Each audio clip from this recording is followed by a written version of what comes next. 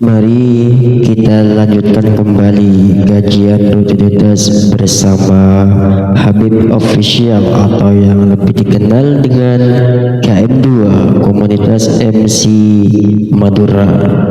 Pada malam ini saya akan melanjutkan kajian kitab Fathul Qorib yang menjelaskan bab hukum-hukum sholat. Wahiyah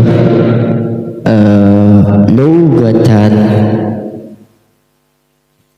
wahiyah lugatan du'a'u wa syar'an kama qala ar-Rafi'i aqwalun wa af'alun muftahatun bit takbiri muhtamatun bit taslimi bi syara'ita makhsusatin. Salat secara bahasa adalah doa dan secara syarak sebagaimana yang disampaikan oleh Imam Ar-Rafi'i adalah ucapan dan pekerjaan yang dimulai dengan takbir dan diakhiri dengan salam dengan syarat-syarat tertentu. Salat yang difardukan ada 5. Yang pertama ada salat duhur, yang kedua ada salat asyar, yang ketiga ada salat maghrib, yang keempat ada salat isya, dan yang terakhir ada salat subuh. Nah, dalam sebagian redaksi menggunakan bahasa sholat-sholat yang difardukan. Masing-masing dari sholat tersebut wajib dilaksanakan sebab masuknya awal waktu dengan kewajiban yang diperluas, tidak harus segera dilakukan hingga waktu yang tersisa hanya cukup digunakan untuk melakukannya, maka saat itu waktunya menjadi sempit. Dalam digaris bawahi harus segera dilakukan. Nah, dimulai dari salat zuhur terlebih dahulu. Imam An-Nawawi berkata, salat ini disebut dengan duhur karena sesungguhnya salat ini nampak jelas di tengah hari. Awal masuknya waktu salat duhur adalah saat tergelincirnya, maksudnya bergesernya matahari dari tengah langit tidak terlihat dari kenyataannya, namun pada apa yang nampak oleh kita. Pergeseran tersebut bisa diketahui dengan bergesernya bayang-bayang ke arah timur setelah posisinya tepat di tengah-tengah, yaitu puncak posisi tingginya matahari. Dan batas akhirnya waktu sholat duhur adalah ketika bayang-bayang setiap benda seukuran dengan bendanya tanpa memasukkan bayang-bayang yang nampak saat zawal gesernya matahari.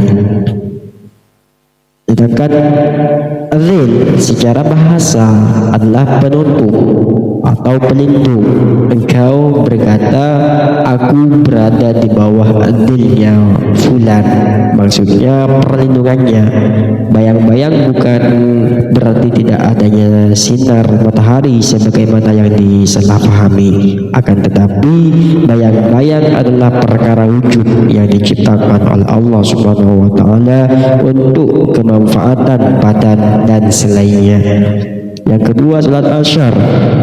Maksudnya disebut dengan salat asyar karena pelaksanaannya mendekati waktu terbenamnya matahari. Permulaan waktunya adalah mulai dari bertambahnya bayangan dari ukuran bendanya. Salat asyar memiliki 5 waktu. Salah satunya adalah waktu fadhillah, yaitu mengerjakan salat di awal waktu. Yang kedua adalah waktu ikhtiyar. Waktu ini diisyarahi oleh musannif dengan ucapan beliau, akhir waktu asar di dalam waktu ikhtiyar adalah hingga ukuran bayang-bayang 2 kali lipat ukuran bendanya. Yang ketiga adalah waktu jawaz. Waktu ini diisyarahi oleh musannif dengan ucapan beliau, dan di dalam waktu jawaz hingga terbenamnya matahari. Yang keempat adalah waktu jawaz tanpa disertai hukum-hukum makruh, yaitu sejak ukuran bayang-bayang 2 kali lipat dari ukuran bendanya hingga waktu ikhfirar, remang-remang. Yang kelima adalah waktu tahrim, haram, yaitu mengakhirkan pelaksanaan sholat hingga waktu yang tersisa tidak cukup untuk melaksanakan sholat. Yang ketiga ada sholat maghrib. Maksudnya sholat maghrib disebut dengan sholat maghrib karena dikerjakan saat waktu terbenamnya matahari. Waktu sholat maghrib hanya satu, yaitu terbenamnya matahari. Maksudnya seluruh bulatan matahari, dan tidak masalah walaupun setelah itu masih terlihat sorotnya, dan kira-kira waktu yang cukup bagi seseorang untuk melakukan azan, wudu atau tayamum, menutup aurat, iqamah sholat dan sholat 5 rakaat. Perkataan musannif wa bimiqdari ilah, terbuang dari sebagian redaksi matan. Ketika kadar waktu di atas sudah habis, maka waktu maghrib sudah keluar. Ini adalah pendapat kaul jadid. Sedangkan kaul qadim dan diunggulkan oleh Imam An-Nawawi adalah sesungguhnya waktu sholat maghrib memanjang hingga terbenamnya mega merah.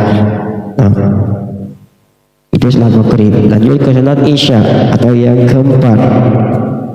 Maksudnya isya dengan terbaca kasroh, ya, sholat isya dengan terbaca kasroh huruf ainnya adalah nama bagi permulaan petang, atau intinya petang gitu, permulaan petang. Salat ini disebut dengan nama tersebut karena dikerjakan pada awal petang, malam gitu. Permulaan waktu isya adalah ketika terbenamnya mega merah. Adapun negara yang tidak terbenam mega merahnya, maka waktu isya bagi penduduknya adalah ketika setelah tergelamnya matahari, sudah melewati masa tergelamnya mega merah negara yang terdekat pada mereka. Salat isya memiliki 2 waktu. Salah satunya adalah waktu ikhtiar dan diisyarahkan oleh musannif dengan ucapan beliau, akhir waktu ikhtiar salat isya adalah memanjang hingga seperti malam yang pertama. Yang kedua adalah waktu jawaz, dan musannif memberi isyarah tentang waktu ini dengan ucapan beliau, dan di dalam waktu jawaz hingga terbitnya fajar kedua. Maksudnya fajar sodik, yaitu fajar yang menyebar dan membentang sinarnya di angkasa. Adapun fajar kadzib, maka terbitnya atau muncul sebelum fajar sodik, tidak membentang akan tetapi memanjang naik ke atas langit, kemudian hilang dan diikuti oleh kegelapan malam, dan tidak ada hukum yang terkait dengan fajar ini. Syekh Abu Hamid menjelaskan bahwa sesungguhnya salat isya memiliki waktu karahah, yaitu waktu di antara 2 fajar. Itu salat isya. Lanjut ke salat subuh atau yang kelima dan yang terakhir. Subuh maksudnya sholat subuh. Secara bahasa, subuh memiliki arti permulaan siang atau pagi. Disebut demikian karena dikerjakan di permulaan siang pagi, seperti halnya sholat asyar. Sholat subuh juga memiliki 5 waktu. Salah satunya adalah waktu fadilah, yaitu awal waktu. Yang kedua adalah waktu ikhtiar. Musannif menjelaskan dalam ucapan beliau, awal waktu sholat subuh adalah mulai terbitnya fajar kedua, dan akhirnya dalam waktu ikhtiar adalah hingga isfar, yaitu waktu yang sudah terang. Yang ketiga adalah waktu jawaz, dan musannif mengisarahkannya dengan ucapan beliau, dan di dalam waktu jawaz maksudnya disertai dengan hukum makruh adalah hingga terbitnya matahari. Dan yang keempat adalah waktu jawaz tanpa disertai hukum makruh adalah sampai terbitnya mega merah. Dan yang kelima adalah waktu tahrim atau haram, yaitu mengakhirkan pelaksanaan sholat hingga waktu yang tersisa tidak cukup untuk melaksanakan sholat. Itu yang disebut sholat asyar. Lanjut, itulah saja pembahasan pada malam ini yang menjelaskan di bab fardunya sholat yang ada 5. Lanjut ke bab syarat wajibnya sholat menuju video berikutnya. Akhir kata, wassalamualaikum warahmatullahi wabarakatuh.